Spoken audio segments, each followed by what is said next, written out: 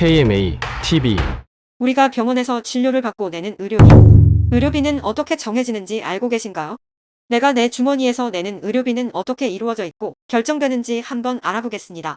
단, 오늘 영상 내용은 국민건강보험이 보장하는 급여 항목에 해당되는 내용임을 먼저 알려드립니다. 진료를 받고 내는 금액은 상대가치점수와 환산지수라는 항목에 따라 결정되는데요. 간단하게 얘기하면 모든 진료 행위마다 점수가 정해져 있는데 그 점수가 상대가치 점수이고 상대가치점수 1점당 단가를 환산지수라고 말합니다. 그리고 상대가치 점수와 환산지수를 곱한 숫자가 바로 의료비인데요. 예를 들어 어떤 의료행위 상대가치 점수가 100점이고 환산지수가 80원이라고 한다면 그 의료행위의 가격은 8,000원이 되는 셈입니다. 사실 상대가치 점수와 환산지수 외에 의료비를 결정하는 다양한 가산 항목들이 있는데요. 가산 항목은 병원의 규모와 상황에 따라 적용되는 경우의 수가 다양하기 때문에 이번 영상에서는 모든 의료비에 공통적으로 적용되는 상대가치 점수와 환산지수에 대해서만 알아보도록 하겠습니다. 상대가치점수부터 살펴보면 건강보험에서 보장하고 있는 모든 의료행위는 각각 점수가 매겨져 있는데요. 수많은 의료행위의 점수를 하나하나 책정하다 보니 자료의 양이 매우 방대하고 상대가치점수 표가 수록된 건강보험 요양급여 비용책자, 흔히 수가책이라고 부르는 책도 엄청나게 두껍습니다. 상대가치점수는 정해진 총점 내에서 의료행위들의 업무량, 진료비용, 위험도 등을 기준으로 줄세우기 해서 점수를 정하는데요. 자주 개정해서 급변하는 시대를 반영하면 좋겠지만 그 작업이 방대하고 치열한 논의가 벌어지는 탓에 2000년도 제도 도입 이후 25년간 단 3번만 개정됐습니다. 환산지수는 이러한 상대가치 점수에 곱하는 단가라고 말씀드렸는데요. 의원, 병원, 치과, 한방, 약국, 보건기관, 조산원 등 모두 7개 유형으로 나누어져 있어 각 유형별로 점수당 단가가 다릅니다. 상대가치점수와는 다르게 환산지수는 물가인상률, 인건비 등을 감안해 매년 협상을 통해 결정되는데요. 이걸 바로 흔히들 수가협상이라고 부르고 있고 오늘 집중적으로 얘기해볼 주인공이기도 합니다. 그럼 의료비가 어떻게 구성되어 있는지 알아봤으니 이제 오늘의 주제인 수가협상에 대해 좀 더 자세히 알아보도록 하겠습니다. 수가협상은 누가 하는 걸까요? 이 얘기를 하려면 재미없겠지만 법을 먼저 언급해야 할 것 같습니다. 국민건강보험법 제45조를 보면 수가협상, 즉 요양급여 비용 계약은 국민건강보험공단 이사장과 의학계를 대표하는 사람들이 계약으로 정한다고 돼 있어 건보공단 이사장과 의료공급자 법정단체장이 실질적인 계약의 주체가 됩니다.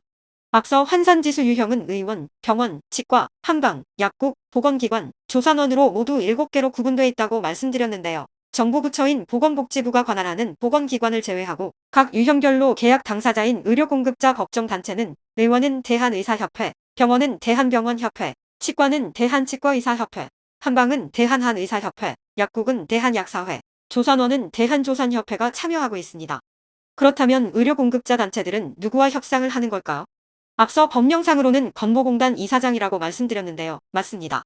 실제 협상장에는 건보공단 급여상임이사를 포함한 직원들이 협상권한을 부여받아 협상을 진행합니다. 그런데 그 뒤에는 또 다른 큰 손이 존재합니다. 바로 재정운영위원회입니다. 국민건강보험법 제33조에 따르면 건보공단은 요양급여 비용의 계약 및 보험 재정에 관련된 사항을 심의 의결하기 위해 재정운영위원회를 운영하도록 되어 있는데요. 보험료를 납부하는 국민들을 대표해서 직장가입자 대표 10명, 지역가입자 대표 10명, 그리고 공익을 대표하는 10명으로 구성되어 있습니다. 바로 이 위원회가 수가협상에서 의료공급자 단체들의 운명을 좌우하고 있습니다. 그 이유는 수가협상의 핵심 포인트인 이른바 밴딩을 여기서 결정하기 때문인데요. 여기서 밴딩은 7개 유형의 요양급여 비용 인상 총액, 그러니까 모든 유형을 통틀어 이번에 인상되는 수가 인상 총액을 얘기합니다. 결국 재정운영위원회가 결정한 정해진 파일을 의료공급자 단체들이 서로 조금이라도 더 가져가기 위해 매년 치열한 눈치싸움과 협상을 벌이고 있는 건데요. 의료공급자 단체들은 협상을 통해 인상된 금액이 어느 정도냐에 따라 냉정한 평가를 받기 때문에 밴딩을 결정하는 재정운영위원회가 수가협상에서 막대한 영향을 미칠 수밖에 없는 것이죠. 그렇다면 수가협상은 언제 할까요? 국민건강보험법 제45조에 따르면 계약은 직전 계약기간 만료일이 속하는 연도에 5월 31일까지 체결하도록 하고 있습니다. 쉽게 말하면 올해의 경우 5월 31일까지 2026년도에 적용되는 환산지수 계약을 마무리해야 된다는 뜻이 됩니다. 통상적으로 협상은 5월 초부터 진행되는데요. 각 의료공급자 단체장과 건보공단 이사장의 상견례를 시작으로 약 두세 차례의 사전 협상을 거쳐 마지막 날인 5월 31일에 집중적으로 수차례 밤새도록 협상이 이어집니다. 힘든 협상 끝에 무사히 계약이 체결되면 좋겠지만 안타깝게도 결렬되는 경우도 빈번하게 발생하는데요. 실제로 의원 유형의 경우 유형별 수가협상 제도 시행 이후 17번의 협상 중 단 7번만 계약이 체결되고 나머지 10차례는 모두 결렬됐습니다. 이럴 경우 계약이 결렬된 유형의 수가 인상률은 국민건강보험법 제4조에 의해 운영되고 있는 건강보험정책심의위원회에서 심의를 거쳐 결정하게 됩니다. 이렇게 약 한 달간의 치열한 협상이 끝나고 모든 절차가 마무리되면 다음 연도에 적용되는 환산지수가 정해지면서 우리가 병원에서 진료받고 지급하는 의료비도 결정됩니다. 그런데 혹시 수가 협상 시즌마다 의료 공급자 단체들의 불만 섞인 목소리를 들어보신 적 있나요? 이렇게 힘들게 협상을 치르고 모두가 웃으며 헤어지면 좋겠지만 불행하게도 매년 협상에 대한 아쉬움이 반복됩니다. 그렇다면 지금의 수가 협상에는 어떤 문제점들이 있을까요? 저희는 대한의사협회 채널이기에 의료 공급자들이 주장하는 주요 문제점에 대해서 알아보겠습니다. 첫 번째는 재정운영위원회입니다. 앞서 의료 공급자 단체들의 협상 대상은 건보공단이라고 말씀드렸는데요. 하지만 실질적인 권한은 재정운영위원회가 가지고 있다는 겁니다. 수가 인상 총액인 밴딩 결정에 대한 권한을 재정운영위원회가 가지고 있다 보니 건보공단은 재정운영위원회가 정해준 대로만 협상을 하고 있다는 건데요. 이런 모습을 보고 건보공단은 재정운영위원회의 협상 대리인이다, 아바타다, 사실상 허수아비다라고 얘기하는 사람들도 있습니다. 또 재정운영위원회가 사전에 밴딩을 결정해서 알려주면 협상이 좀 더 간결해질 수 있을 텐데 항상 협상 만료 시점 직전인 5월 31일 자정 무렵에 알려주는 바람에 매번 불필요한 밤샘 협상이 되풀이된다는 불만도 있습니다. 왜 밴드를 마지막 날까지 공개를 안 하느냐. 이렇게 된 가장 큰 원인은 재정운영위원회가 계속 밴드를 일찍 결정하지 않고 이걸 가지고 무기를 삼은 겁니다. 재정운영위원회가 수가 협상 자체를 좌지우지하고 싶으니까 빨리 결정 안 해주는 겁니다. 뿐만 아니라 재정운영위원회에 의료 공급자들은 배제된 탓에 밴딩 금액 산정 과정에서 공급자의 의견이 반영되지 않고 있는데요. 때문에 뒤늦게 공개된 밴딩을 가지고 옥신각신하느라 시간이 더 지연되는 문제점도 있다는 겁니다. 이 협상과는 거리가 먼 구조이죠. 환상지수 조정률 결정이 5월 31일 이렇게 나와 있습니다. 그러니까 당일에 이 밴드를 결정한다는 거죠. 그리고 상호 입장을 표명하고 의견을 조율할 수 있는 충분한 시간을 가지지 못하는 이런 협상과는 거리가 먼 구조를 가지고 있고요. 25년간 되풀이되고 있는 불통협상에 대한 개선 방안은 분명하게 필요해 보입니다. 앞에서 수가 협상이 결렬되면 건강보험정책심의위원회, 일명 건정심으로 공이 넘어간다는 말씀을 드렸는데요. 그렇다면 건정심의 결정 구조는 합리적일까요? 건정심은 보건복지부 차관이 위원장을 맡고 있고 총 25명의 위원 중 의료공급자를 대표하는 위원은 8명으로 구성돼 있으며 다수결을 통해 의결 절차를 진행하고 있습니다. 대한의사협회의 경우 2명을 배정받고 있습니다. 협상 결렬 단체의 수가 인상률을 건정심에 일임한 것은 사실상 중재의 목적을 가지고 있다고 볼 수 있는데요. 하지만 협상이 결렬된 단체의 위원 한두 명이 건정심 회의에서 아무리 하소연을 해봤자 다수인 가입자, 정부 안으로 결정되고 있어 중재 기능이 없다는 것입니다. 실제로 수가 협상이 결렬되면 거의 예외 없이 수가 협상 결렬에 대한 재정운영위원회의 권고안 그대로 결정되는 것이 사실인데요.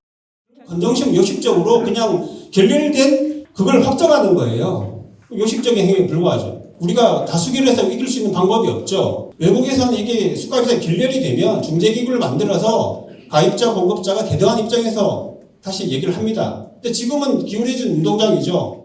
결국 수가 협상에 성실하게 임했음에도 계약을 체결하지 못한 의료 공급자 단체는 구제받을 수 있는 기회조차 없을 뿐만 아니라 재정운영위원회와 공단이 제시한 인상률을 수용하지 않았다는 괘씸죄까지 받고 있다는 의견도 나올 수밖에 없는 상황이라는 거죠. 그렇다면 의료 공급자 단체들은 왜 수가 인상률에 사활을 걸고 수가 인상이 필수라고 주장할까요? 여기에는 다양한 이유들이 존재하지만 주요 원인 중 하나는 원가에도 못 미치는 의료 수가에 있습니다. 모든 상품에는 원가가 존재하는데요. 의료도 하나의 상품으로 본다면 엄연히 원가가 존재합니다. 물론 원가는 다양한 요소가 고려되어야 합니다. 의료기관에서 일하는 의료인들의 인건비, 치료재료 구매 비용, 임대료, 공과금 등등 고려해야 할 요소가 너무나 많습니다. 그래서 원가 조사 방법도 다양하고 계산 방식이나 요소에 따라 결과도 다소 차이가 존재하죠. 때문에 현재 의료 수가가 원가에 얼마나 부족한지에 대해서는 아직 정확한 계산을 하기 어렵지만 경제 지표들을 살펴보면 의료 공급자들 주장의 타당성을 따져볼 수 있습니다. 의원 유형의 최근 수가 인상률을 보면 2020년 2.9%, 2021년 2.4%, 2022년 3.0%, 2023년 2.1%, 2024년 1.6%로 5년간 평균 2.4% 인상됐는데요. 같은 기간 평균 소비자 물가 상승률 2.8%에 못 미치는 수준이고 평균 3.4%인 최저임금 인상률과도 차이가 있습니다. 건강보험 도입 당시부터 저수가로 책정됐던 사실을 고려해본다면 누적된 격차는 더 클 것으로 짐작할 수 있는데요. 오랫동안 논란이 되고 있는 원가에도 못 미치는 저수가의 문제점은 개선이 필요할 것으로 보입니다. 이렇게 매번 충분한 수가 인상이 이뤄지지 않는 이유 중 하나는 바로 건강보험 재정이 한정적이라는 건데요. 하지만 여기에도 숨겨진 문제점이 있습니다. 관련 법령에 따르면 국가는 매년 일반 회계에서 보험료 예상 수입액의 14%, 국민건강증진기금에서 6%, 총 20%에 상당하는 금액을 건보공단에 지원해야 하는데요. 언론 보도에 따르면 2016년부터 2024년까지 9년간 실제 건강보험 국고지원금은 법이 정한 금액보다 무려 14조 3,668억 원이 모자랐던 것으로 나타났습니다. 게다가 최근 무리한 의료개혁으로 인해 발생했던 부작용을 덮기 위해 정부가 건강보험 재정을 3조 원이나 끌어다 쓴 사실이 알려져 의료 공급자들의 속이 더 타들어가는 일이 있었는데요. 어쨌든 건보 재정이 감당할 정도야 되는 거잖아요. 국회 예산 정책처에 따르면 바로 내년이에요. 내년부터 벌써 적자 전환이고 28년에 안전준비금 고갈. 안전이 지금 어떻게 보면 파산에 이르는 거잖아요. 28년에는. 의료 대란은 언제 끝날지 모른다. 그런데 이거 건보 재정에서 감당할 수 있어요? 진짜 국민의 혈세로 이렇게 정부의 정책 실패를 계속 땜빵하는 이거는 잘못된 겁니다. 지금까지 의료비의 구성과 결정 과정, 그리고 그에 대해 의료 공급자들이 주장하는 주요 문제점을 간략하게 살펴봤는데요. 여러분의 생각은 어떠신가요? 대한의사협회는 앞으로도 우리나라 의료에 대한 이해를 높일 수 있는 콘텐츠로 찾아뵐 예정이오니 많은 관심 부탁드립니다.